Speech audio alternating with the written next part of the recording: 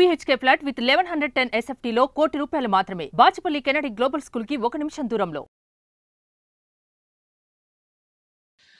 నమస్తే, welcome to Suman TV. నేను విష్ణు. ప్రస్తుతం మనతో పాటు QPFP qualified person finance professional V Chakravarthi గారు ఉన్నారు. వారితో మాట్లాడదాం. సార్ నమస్తే. సార్ చక్రవర్తి గారు. నమస్తే విష్ణు గారు, thank you so much. Right. So ఇవాళ టాపిక్ ఏంటంటే, ఒక సొంత ఇల్లు కొనుక్కోవాలా లేదంటే రెంట్కి ఉండాలా? అంటే ఇలా ఉంటుందంటే, సొంత ఇల్లు అనేది అదొక ఎమోషనల్ బాండింగ్. అంటే మనకంటూ ఒక ఇల్లు ఉంటే హ్యాపీగా మన ఇంట్లో మనం ఉండొచ్చు, ఎవరికి సమాధానం చెప్పాల్సిన పని లేదు, కష్టమో నష్టమో మన ఇంట్లో మనం పడి ఉంటాం అనేది సొంత ఇంటికి సంబంధించి ఉంటుంది. సో అయితే అందరూ సొంత ఇంటిని కొనుక్కోలేరు, సొంత ఇల్లు కట్టుకోలేరు, వారి వారి ఫైనాన్షియల్ పొజిషన్ని బట్టి. అదేవిధంగా మరి కొంతమంది ఏమో రెంట్ ఇల్లు గురించి మాట్లాడతారు.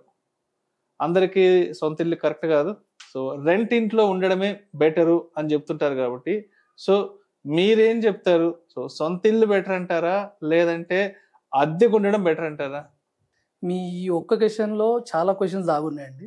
ఓకే, దీనికి ఒక్క సింపుల్ ఆన్సర్ అనేది లేదు. ఓకే, అంటే ఇది ఫైనల్ గా మీ సిచ్యువేషన్ డిపెండ్ అయి ఉంటుందండి. ఓకే, మీరు చెప్పారు ఇది ఒక ఎమోషనల్ బాండింగ్ అనేది. ఇల్లు అనేది for middle class people, no for India for example, ఒక ఆస్పిరేషన్ ఫ్యాక్టర్. అది అదొక డ్రీమ్. ఓకే, మనం మన పేరెంట్స్ని చూస్తాము, మనకు జాబ్ రాగానే ఫస్ట్ ఇల్లు కొనుక్కొని రా అంటారు. ఫస్ట్ ఇల్లు కొనుక్కో, ఒక సేఫ్టీ ఉంటుందని. సో డెఫినెట్గా ఇల్లు కొనుక్కోవడం అనేది ఒక ఎమోషనల్ ఫీలింగ్. అది ఒక సొంత ఇల్లు ఉంటే మీరు చెప్పినట్టు ఒక సెన్స్ ఆఫ్ సాటిస్ఫాక్షన్ ఉంటుందండి, ఒక సెన్స్ ఆఫ్ సెక్యూరిటీ ఉంటుంది. ఓకే, ఈ రెంట్ గొడవలు అవన్నీ ఉండవు. సో అదొక ఎమోషనల్ బాండ్ అది. ఓకే, సో దీంట్లో పాయింట్ ఏంటంటే, ఇల్లు దేనికోసం కొనుక్కుంటున్నాం అనేది పెద్ద పాయింట్. అది ఫస్ట్ క్వశ్చన్. మనం కన్సంప్షన్ అంటే మనం ఉండడానికి కొనుక్కుంటున్నామా లేకపోతే ఇన్వెస్ట్మెంట్ కోసం కొనుక్కుంటున్నామా అనేది చూడాలి. సెకండ్ క్వశ్చన్, ఇల్లు కొనేటప్పుడు చాలామంది క్యాల్కులేట్ చేసుకోరండి. ఇల్లు కొనేటప్పుడు మనం డౌన్ పేమెంట్ ఎంత కట్టాలి, బికాజ్ ఇనీషియల్ కాస్ట్ ఎక్కువ. ఇల్లు కొనాలంటే ₹1,00,000 ఇల్లు ఉందనుకోండి, బ్యాంక్స్ ఒక 80% 90% దాకా మార్కెట్ లోన్ అనేది, హోమ్ లోన్ అనేది ఇస్తుంది. సో మనకు డౌన్ పేమెంట్ ఎంత ఉండాలి అనేది ఒక క్యాల్కులేషన్ అనేది కరెక్ట్ ఉండాలండి. లేదంటే will fall into det trap. అంటే మనకు కొంచెం కష్టాలు, ఫైనాన్షియల్ స్ట్రెయిన్ అనేది వచ్చేస్తుంది లాంగ్ టర్మ్లో. సెకండ్, థర్డ్ అనేది మన ఇన్కమ్ లెవెల్స్ ఎలా ఉన్నాయి, మన ఈఎంఐ లెవెల్ ఎంత ఉండాలా, ఆ పర్సంటేజ్ ఎంత ఉండాలా, ఇవన్నీ క్యాల్కులేషన్స్ కరెక్ట్గా ఉంటే డెఫినెట్గా ఇల్లు కొనుక్కోవడం బెటరే. అండ్ ఫస్ట్ ఇల్లు అనేది కంపల్సరీ మీరు చెప్పినట్టు ఒక డ్రీమ్ కాబట్టి, ఒక ఆస్పిరేషన్ కాబట్టి ఇల్లు డెఫినెట్గా కొనుక్కోవాలి. పాయింట్ ఈజ్ ఎప్పుడు కొనాలా, ఎంత పెట్టి కొనాలా అనేది పాయింట్. సెకండ్ అండి, రెంటల్ చాలామంది బెటర్ అంటారు. రెంటల్ కూడా బెటరే, కానీ that depends on me situation బట్టి. అంటే ఇప్పుడు ఈ జనరేషన్ ఎలా ఉందంటే విష్ణు గారు, యూనో జాబ్స్ అనేవి కాన్స్టెంట్గా ఒక సిటీలో ఉండవు. 10 years 20 years బ్యాక్ అంటే ఓ కంపెనీలో పనిచేస్తే ఒక 10 years 20 years పనిచేస్తుండే, ఒక సిటీలో అంటే సిటీలోనే పనిచేస్తుండే. ఇప్పుడు ఆ జాబ్స్ అలాంటివి లేవండి. ఇప్పుడు మీరు చూసుకుంటే ఈరోజు నేను హైదరాబాద్లో పనిచేస్తున్నా, నేను 5 years బ్యాక్ బాంబేలో ఉండే, అంతకుముందు బెంగళూరు. సో జాబ్స్ అనేవి డైనమిక్ అయిపోయినప్పుడు, మొబైల్ అయినప్పుడు రెంటల్ అనేది బెస్ట్ చాయిస్ అండి మీకు. ఎందుకంటే మీకు తెలుసు, మీ జాబ్స్ డిమాండ్స్ ట్రావెలింగ్ ఉన్నప్పుడు మీరు అంత అప్ఫ్రంట్ హై కాస్ట్ పెట్టి ఇల్లు కొని మెయింటెనెన్స్కి ఇవ్వడం అది కరెక్ట్ కాదండి. అలాంటి సిచ్యువేషన్లో రెంటల్ అనేది మీకు మంచిగా వర్కౌట్ అవుతుంది.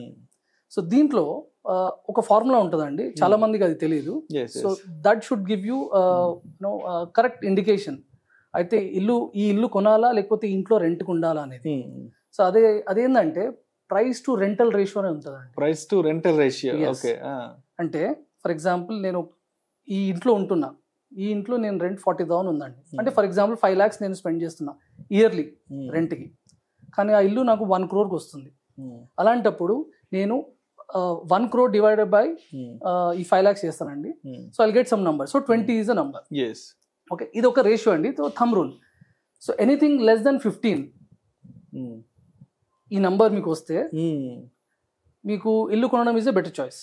ఓకే, అంటే ఇదే ఇప్పుడు 20 వచ్చిందండి, అదే ఇల్లు నాకు 75 lakhs వస్తుంది అనుకోండి, నేను లాంగ్ టర్మ్ ఆ ఇంట్లో ఉంటాను అన్న తెలిసినప్పుడు మీకు ఆ రేషియో 15 దాకా వచ్చేస్తే go for a buying of home. Okay, so ఇల్లు కొనేటప్పుడు మనకు నేను ఇంతకుముందు మీకు చెప్పినట్టు ఫ్యామిలీకి సాటిస్ఫాక్షన్, ఒక సెక్యూరిటీ అనేది ఉంటుంది. సో ఈ రేషియో మీకు మ్యాచ్ అయితే, మీ ఇన్కమ్ రేషియోస్ కరెక్ట్ ఉంటాయి, అంటే మీ ఈఎంఐ రేషియోస్, ఈఎంఐ ఎంత ఉండాలి అనేది ఇంపార్టెంట్ అండి. చాలా మంది ఏం చేస్తారంటే లో డౌన్ పేమెంట్ చేస్తారు, 10%, 20% చేసి ఈఎంఐస్కి పెట్టుకుంటారండి. అది ఇన్కమ్ సపోర్ట్ చేయనప్పుడు తర్వాత ఫైనాన్షియల్ స్ట్రెయిన్ అని వస్తుంది. ఈ క్యాలిక్యులేషన్ మీరు కరెక్ట్ ఫిక్స్ అయితే ఇల్లు అనేది కొనుక్కోవడం డెఫినెట్గా బెటరే, provided it's your first home and consumption కోసం. అదే ఇన్వెస్టింగ్ అయితే డిఫరెంట్ అండి. మళ్ళీ ఇన్వెస్టింగ్ అయితే ఇదే 1 crore నేను పెట్టి కొన్నాను, ఇన్వెస్ట్ చాలా మంది ఏం చేస్తారంటే నేను ఇన్వెస్ట్ చేస్తున్నా, నాకు రెంటల్ ఇన్కమ్ వస్తుంది, నా క్యాష్ ఫ్లో ఉంటుంది అనుకుంటామని. సో మీరు నార్మల్గా చూడండి across India, not just Hyderabad, 1 కోటి రూపాయలు పెట్టి నేను ఇల్లు కొన్నాను అనుకోండి, నాకు రెంటల్ అనేది 25,000 to 30,000 మధ్యలోనే వస్తుంది. 1 crore ప్రాపర్టీకి మాక్సిమం 20,000 నుంచి 30,000 లోపల ఉంటుంది రెంట్. మీరు ఎక్కడైనా అది మీరు ఈస్ట్ సైడ్ వెళ్ళండి, వెస్ట్ సైడ్ ఎక్కడైనా కానీ ఇది థంబ్ రూల్ అండి. సో మీ ఈల్డ్ అనేది 2.5 to 3% వర్కౌట్ అవుతుంది. అంటే మీరు 1 crore పెట్టి ఇయర్కి 3 lakhs తీసుకున్నారు. సో అది కరెక్ట్ కాదండి. అలాంటప్పుడు ఇల్లు కొనుక్కోవడం కరెక్ట్ కాదు. అందుకే మీకు చెప్పాను, ఇంటి పర్పస్ ఏంది, మీరు ఉండడానికి కొనుక్కుంటున్నారా, డెఫినెట్గా కొనుక్కోండి, ప్రొవైడెడ్ ఈ రేషియోస్ మ్యాచ్ అయితే. లేదు ఇన్వెస్ట్మెంట్ కోసం కొంటున్నారంటే మీరు ఇది చూడాలి, అంటే మీకు ఎంత రెంటల్ వస్తుంది, దానికన్నా బెటర్ ఆల్టర్నేటివ్ ఆప్షన్స్ ఉన్నాయా, అది వర్కౌట్ చేసిన తర్వాత you can take a call అండి. కానీ కొంచెం దీనికి డీటెయిల్గా వెళ్తే, రెంటల్ అనేది ఒక ఫ్లెక్సిబిలిటీ అండి. ఓకే, చాలా మంది మిలేనియల్స్, జెన్జీస్ ఇప్పుడు ఏంటంటే వాళ్ళకి ఒక ఇంట్లోనే 10 years 20 years they can't see themselves. ఇప్పుడు ఈ మధ్య చూసుకుంటే కార్లు, గ్యాజెట్స్ ఎవ్రీ ఇయర్ కొత్త వాడతారు, మార్చేస్తారు, వెహికల్ మార్చేస్తారు, వెహికల్ బాగానే ఉంటుంది, మార్చేస్తున్నారు. జ్యువెలరీస్ ఉన్నాయండి, నేను చూశాను, జ్యువెలరీస్ కూడా ఒకసారి వేసుకున్నాం కదా ఇంకోసారి వేసుకోమంటారు. సో ఇది కొత్త ట్రెండ్. ఇలానే ఇల్లు కూడా ఏమైందంటే, కొత్త జెన్జీస్కి ఏమైందంటే, ఒకటి ఇంట్లో చాలా రోజులు ఉండాలంటే కూడా ఇది they want to upgrade every. వాళ్ళ సోషల్ స్టేటస్ పెరిగే కొద్దీ మనం ఎలాంటి ఏరియాలో ఉండాలి ఏంటన్నది కూడా అక్కడ మారిపోతుంది క్యాలిక్యులేషన్స్. అంటే ఇప్పుడు మనకు వచ్చే ఇన్కమ్ లెవెల్స్ కి మనం పలానా గచ్చిబౌలిలో ఉండాలా, పలానా ఫిల్మ్ నగర్ లో ఉండాలా, సో ఇలా ఎప్పటికప్పుడు జనాలు కూడా మారిపోతున్నారు. 10 years బ్యాక్ నార్సింగ్ ఉండాలా అంటే ఎవరు ఉండకపోతుంది. ఇప్పుడు ఎవ్రీ వన్ అందరు ఏంటంటే అటు సైడ్ వెళ్ళి ఉండాలా, అపార్ట్మెంట్స్ ఉండాలా, అందరు అప్గ్రేడ్ చేస్తున్నారు. సో అప్గ్రేడ్ చేసినప్పుడు ఈ ఇల్లు అట్లనే ఉంటుంది. ప్లస్ కాస్ట్, మనం ఇల్లు తీసుకున్నప్పుడు అనేది హై కాస్ట్ ఉంటుందండి స్టార్టింగ్ లోనే. బై చేసినప్పుడు మన కాస్ట్ అనేది హై ఉంటుంది, డౌన్ పేమెంట్ చేయాలి, ఈఎంఐస్ అవన్నీ చూసుకోవాలి. ఇలాంటి కేసెస్ లో ఫ్లెక్సిబిలిటీ కావాలి, నాకు ఫ్లెక్సిబిలిటీ కావాలి, నేను నా జాబ్ మొబైల్ ఉంది అంటే నేను ఎప్పుడప్పుడు ట్రావెల్ చేయాల్సి వస్తుందేమో, అలాంటప్పుడు రెంటల్ అనేది బెస్ట్ ఆప్షన్ అండి. ఫస్ట్ ఇల్లు ఉండి మీ పారామీటర్స్ మ్యాచ్ అయితే ఇల్లు కొనుక్కోండి, నో ప్రాబ్లం. కానీ సెకండ్ ఇల్లు ఇన్వెస్ట్మెంట్ కోసం అంటే నేను చెప్పిన క్యాలిక్యులేషన్ చూసుకోండి. సో అలా ఉంటుందండి. So basically at the end చెప్పాల్సింది ఏంటంటే, ఇది మీ సిచ్యువేషన్ మీద డిపెండ్ అయి ఉంటుంది, లాస్ట్లీ అదే వస్తుంది.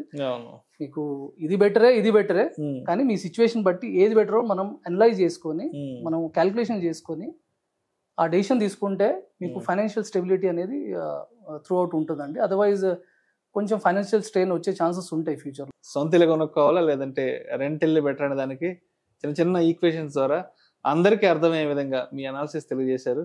థ్యాంక్ యూ సో మచ్ చక్రవర్తి గారు. Thank you so much.